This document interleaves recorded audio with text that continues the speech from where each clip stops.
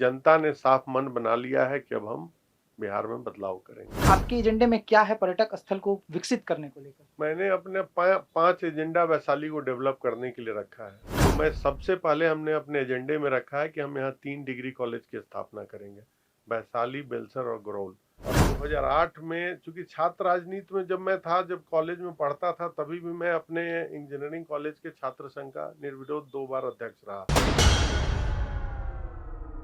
आपकी आवाज को सुनने आ रही है प्रभात खबर इलेक्शन एक्सप्रेस। देखते रहिए प्रभात खबर इलेक्शन एक्सप्रेस। हमारे साथ वैशाली विधानसभा क्षेत्र के पूर्व प्रत्याशी और यहाँ के फायर ब्रांड नेता इंजीनियर संजीव सिंह जी हैं। संजीव जी, बहुत बहुत स्वागत है प्रभात खबर। बहुत बहुत धन्यवाद प्रभात खबर को, और मेरी शुभकामना है कि प्रभात खबर ने आज एक बहुत ऐतिहासिक कार्यक्रम यहाँ वैशाली की ऐतिहासिक भूमि पर, पावन धरती पे उन्होंने किया है। इसके लिए मैं पूरे प्रभात खबर टीम को बहुत बहुत धन्यवाद और साधुवाद देता हूँ।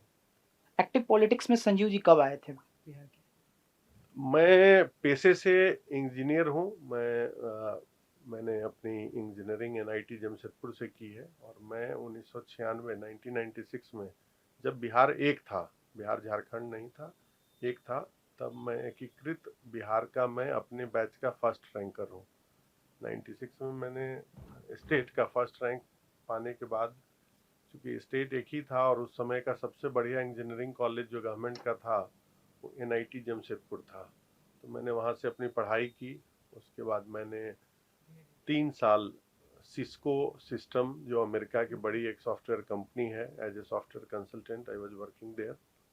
उसके बाद फिर मैंने एक्सएलआरआई से एग्जीक्यूटिव एमबीए किया। एक्सएलआरआई भी देश का one of the best institution है, आईआईएम के इक्विवेलेंट का कॉलेज है। और उसके बाद मैं नए नए आईटी सेक्टर से रिलेटेड बिजनेस में इन्वॉल्व रहा।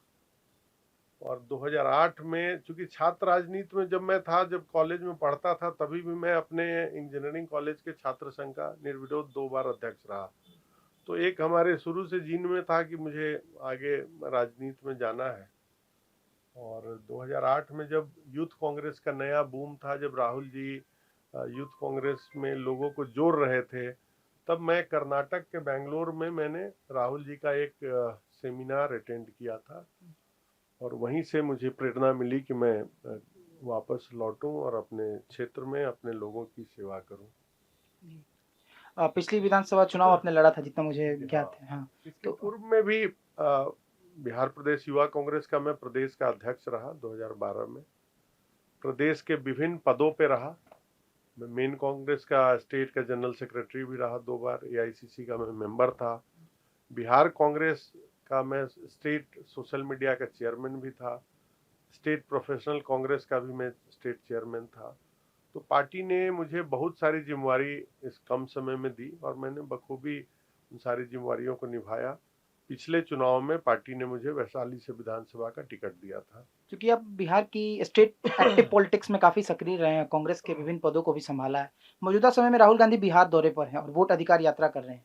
कितना असर ग्राउंड पे देखते हैं कांग्रेस को बिहार में और मजबूत करने में?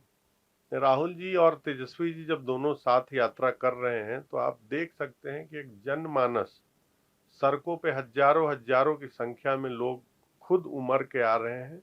और मुझे लगता है कि आने वाले विधानसभा चुनाव में या वोट में तब्दील होगा।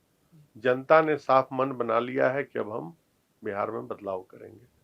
क्योंकि आप शिक्षा के क्षेत्र से जुड़े रहे हैं, इंजीनियरिंग की आपने। जब हम वैशाली विधानसभा क्षेत्र की अलग-अलग चौक-चौराहों पर जा रहे थे, तो डिग्री कॉलेज और यूनिवर्सिटी की मांग सबसे ज़्यादा हो रही थी। यह मेरे ही एजेंडे में है। मैं पिछले 5 साल से मैंने अनगिनत कार्यक्रमों में यह बात को उठाया है कि अगर जनता मुझे अपना आशीर्वाद और स्नेह प्यार देकर मुझे विधानसभा भेजने का काम करेगी, तो मैं सबसे पहले, हमने अपने एजेंडे में रखा है कि हम यहाँ 3 डिग्री कॉलेज की स्थापना करेंगे, वैशाली, बेलसर और गरौल। एक डेडिकेटेड हम यहाँ इंटरनेशनल यूनिवर्सिटी चाहते हैं। सरकार के माध्यम से जब हमारी सरकार बनेगी तो हम जरूर प्रयास करेंगे, क्योंकि वैशाली एक ऐतिहासिक जगह है और यहाँ वर्ल्ड के बहुत सारे कंट्री के लोग आते हैं।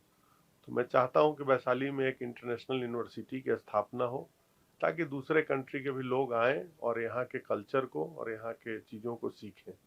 जब हम पर्यटक स्थल पर गए, चाहे वो बुद्ध शांति स्तूप हो या फिर अलग-अलग जगहों पर, तो मैंने देखा वहाँ पे हम लोग ने उसको अंदाज़ा लगाया कि काफ़ी कुव्यवस्थाएं थी। कई जगहों पर पर्यटक भी उस तरह भारी संख्या में नहीं आ रहे थे या फिर वहाँ सुरक्षा की भी व्यवस्था नहीं थी। तो आपके एजेंडे में क्या है पर्यटक स्थल को विकसित करने को लेकर? मैंने अपने 5 एजेंडा वैशाली को डेवलप करने के लिए रखा है। फर्स्ट एजेंडा में ही है कि हम इसको इंटरनेशनल मैप पे वैशाली को ऐसा डेवलप करें जिससे एक्सचेंज प्रोग्राम चले, दूसरे कंट्री के लोग आए, हमारे कल्चर को सीखें, हमारे लोग वहाँ जाएं।